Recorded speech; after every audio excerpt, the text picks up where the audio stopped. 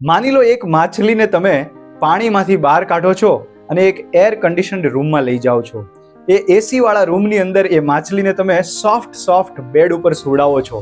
ત્યારબાદ એ માછલીને તમે પાણી આપો છો, પછી એને આઈસ્ક્રીમ ખવડાવો છો, પછી એને પીવા માટે કોલ્ડ ડ્રિંક્સ પણ લાવો છો, ત્યારબાદ એના મનોરંજન માટે ઘણા બધા રમકડાઓ પણ લાવો છો.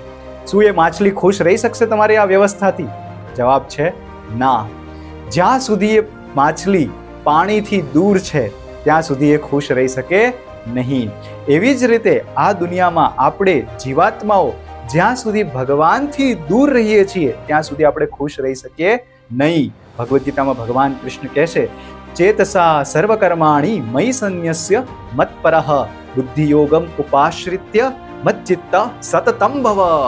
મચ્ચિત્ત સતતમ ભવ, કે આપણે સતત હંમેશા કૃષ્ણમય ચેતનાથી રહિત રહેવાનું છે, કૃષ્ણમય ચેતનાથી ભરેલું રહેવાનું છે. જ્યાં સુધી આપણી ચેતના જે છે એ કૃષ્ણમય હશે ત્યાં સુધી જ આપણે ખુશ રહી શકીએ. જેવા આપણે કૃષ્ણથી વિહીન થઈ જઈએ છીએ, ભગવાન કૃષ્ણથી દૂર થઈ જઈએ છીએ, એમને યાદ કર્યા વગરનું જીવન જીવીએ છીએ, ત્યાં સુધી આપણે દુઃખી જ રહીશું આ દુનિયાની અંદર.